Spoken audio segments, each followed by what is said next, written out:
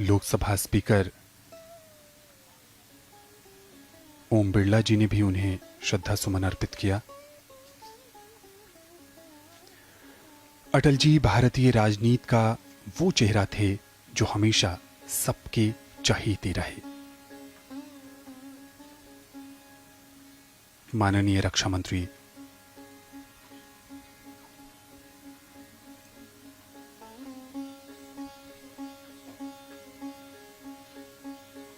माननीय गृह मंत्री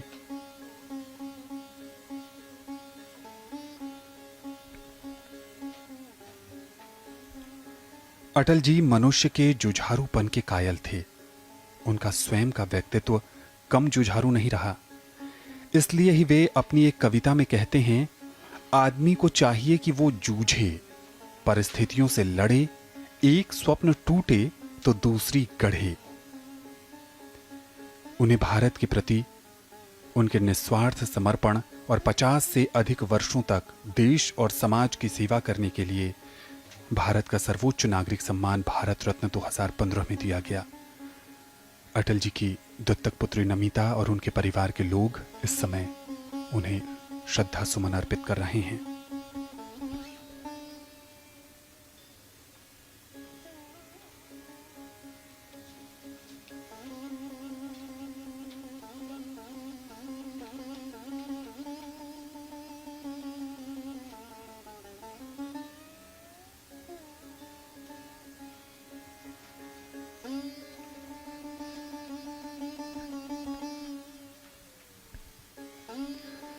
अटल जी देश के एकमात्र ऐसे राजनेता थे जो 4 राज्यों के 6 लोकसभा क्षेत्रों की नुमाइंदगी कर चुके थे। उत्तर प्रदेश के लखनऊ और बलरामपुर, गुजरात की गांधीनगर, मध्य प्रदेश के ग्वालियर और विदिशा और दिल्ली की नई दिल्ली संसदीय सीट से चुनाव जीतने वाले अटल जी इकलौते नेता रहे।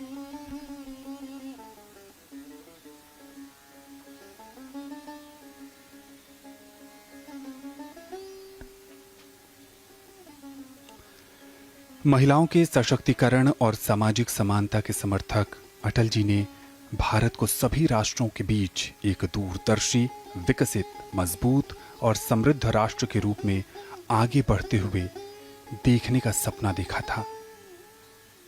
वो ऐसे भारत का प्रतिनिधित्व कर रहे थे जिस देश की सभ्यता का इतिहास 5000 साल पुराना है और जो अगले 1000 वर्षों में आने वाली चुनौतियों का सामना करने के लिए तैयार है।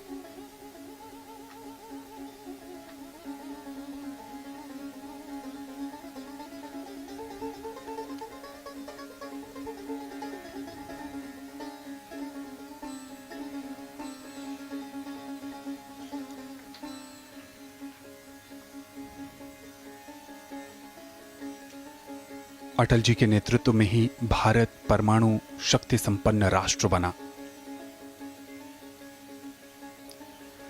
उनमें ऐसी भाषण कला थी जिसे उनके राजनीति विरोधी भी सुनते रहना चाहते थे। जब वो संसद में अपना भाषण देते तब कोई शोर शराबा नहीं होता। उनके अकाट्य तर्कों का सभी लोहा मानते थे। उनकी वाणी सदैव विवेक और संयम का ध्यान रखती थी। बारीक से बारीक बात वे हंसी की फुलझड़ियों के बीच कह देते थे। अटल जी को लोग एक कवि के रूप में जानते हैं। वे एक साथ छंदकार, गीतकार, छंद मुक्त रचनाकार और व्यंग्यकार भी रहे।